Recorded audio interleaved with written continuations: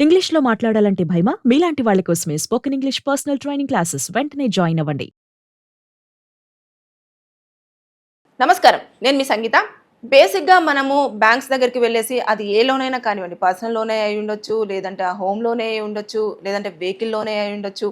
ఏదో ఒక లోన్ కోసం మనం అప్లై చేసుకోవడము, మన డాక్యుమెంట్స్ అన్ని సబ్మిట్ చేయడము, లోన్ శాంక్షన్ అవ్వగానే ఆ డబ్బులు తీసేసుకొని మనకు ఏ అవసరం కోసం అయితే తీసుకున్నామో ఆ అవసరాన్ని ఫుల్‌ఫిల్ చేసుకోవడం అనేది జరుగుతూ ఉంటుంది. జరిగిన తర్వాత మనము ఒక టైమ్ పీరియడ్ వరకు పెట్టేసుకుంటాం. ఈ ఈ టైం వరకు నేను లోన్ అంతా క్లియర్ చేస్తాను అని చెప్పేసి వారిచ్చిన టైం పీరియడ్. కొంతమంది 3 ఇయర్స్ పెట్టుకుంటారు, కొంతమంది 5 ఇయర్స్ పెట్టుకుంటారు. అలా వాళ్ళ స్తోమతను బట్టేసి పెట్టేసుకుంటారు. పెట్టుకున్న తర్వాత ఆ లోను క్లియర్ అయిన తర్వాత మనము కొన్ని డాక్యుమెంట్స్ అనేవి తీసుకోవాల్సి ఉంటుంది. కానీ తీసుకోకపోవడం వల్ల చాలా ప్రాబ్లమ్ ఫేస్ చేయాల్సి వస్తుంది.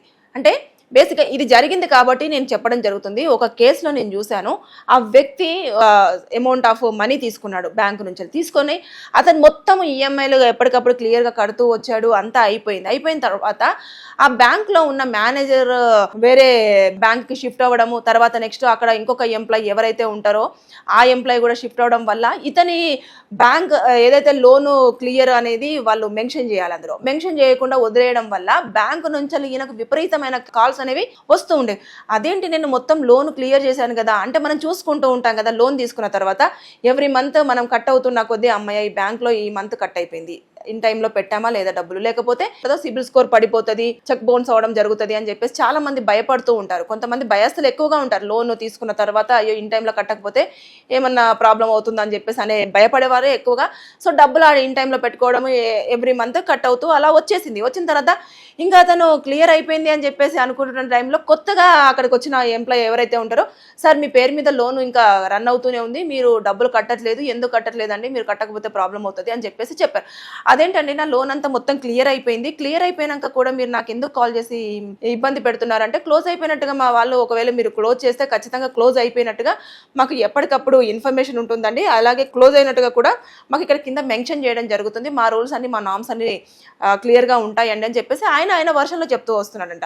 కానీ ఈయన దగ్గర అన్ని ఆధారాలు ఉన్నాయి. అంటే బ్యాంకులో ఎప్పటికప్పుడు ఈఎంఐ కట్ అయింది కానివ్వండి, తర్వాత నెక్స్ట్ అలాంటి అన్ని క్లియర్గా ఉన్నప్పటికీ కూడా అక్కడ వాళ్ళ నామ్స్ ప్రకారం క్లియర్గా లేకపోవడం వల్ల ఇక్కడ చాలా డిస్టర్బెన్స్ వచ్చేసింది. వచ్చిన తర్వాత అతను అడ్వకేట్ని అప్రోచ్ అయ్యాడు. అడ్వకేట్ని అప్రోచ్ అయిన తర్వాత అప్పుడు మొత్తం క్లియర్గా ఎవరైతే ఈ పర్సన్ వెళ్ళి అడ్వకేట్ దగ్గరికి వెళ్ళారో ఆ పర్సన్, అంటే అది మా సరౌండింగ్స్లో ఉన్న ఒక అడ్వకేట్ దగ్గరికి వచ్చిన కేసు కాబట్టి నేను ఆ కేసు స్టడీస్ తీసుకొని మీకు చెప్పడం జరుగుతుంది. సో ఆయన అడ్వకేట్ వెళ్ళేసి మొత్తం బ్యాంక్ వాళ్ళతో మాట్లాడాడు.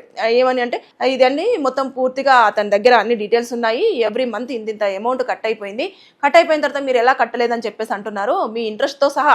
అంటే బేసిక్గా మనం అప్పు తీసుకున్న తర్వాత, బ్యాంక్ నుంచి అప్పు తీసుకున్న తర్వాత దాదాపుగా 1 నుంచి 2 సంవత్సరాల దాకా మనం దానికి ఇంట్రెస్టే పే చేస్తాం, మనం అసలు కట్టుకుంటూనే రాం.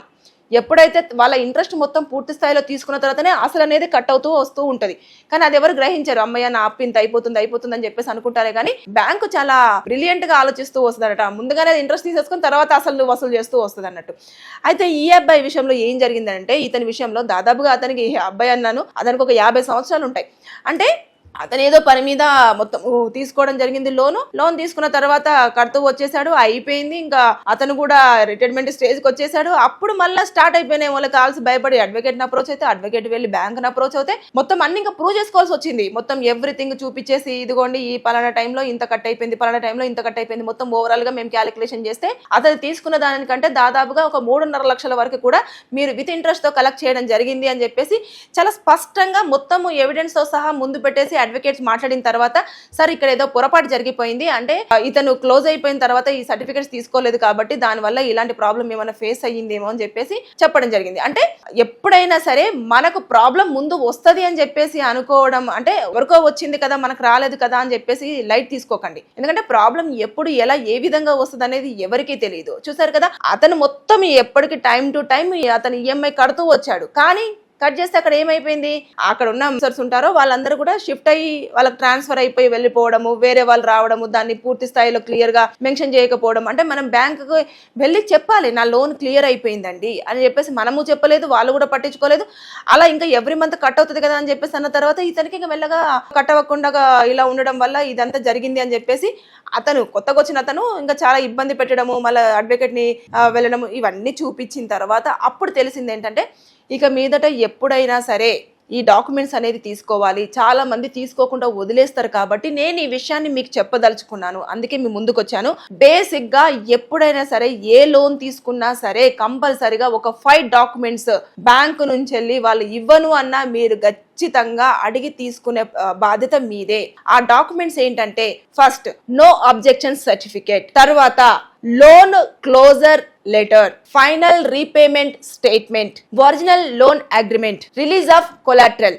ఈ డాక్యుమెంట్స్ అనేవి కంపల్సరిగా ఏ బ్యాంకు నుంచైనా సరే మీరు లోన్ క్లియర్ అయిన తర్వాత మొత్తం క్లోజ్ చేసుకోవడానికి ఈ డాక్యుమెంట్స్ వారి దగ్గర నుంచి తీసుకోండి. లేని పక్షంలో రేపటి ఫ్యూచర్లో ఖచ్చితంగా ఏదో ఒక కారణంగా మీరు ఇబ్బంది పడే అవకాశం రావచ్చు ఇతను పడ్డట్టుగా.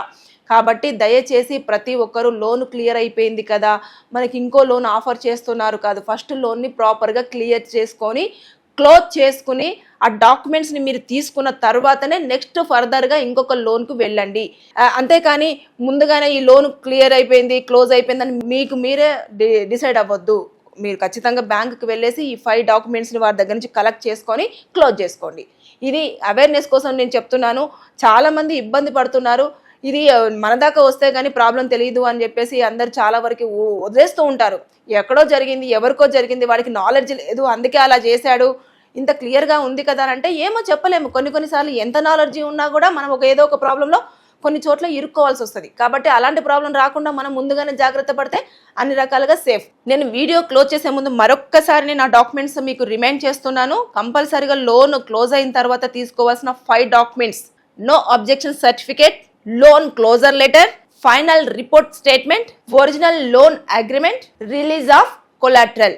ఈ 5 డాక్యుమెంట్స్ కంపల్సరిగా మీరు బ్యాంకు నుంచి కలెక్ట్ చేసుకుంటే ఫ్యూచర్లో మీకే అన్ని రకాలుగా సేఫ్. సో మర్చిపోవద్దు. Thank you.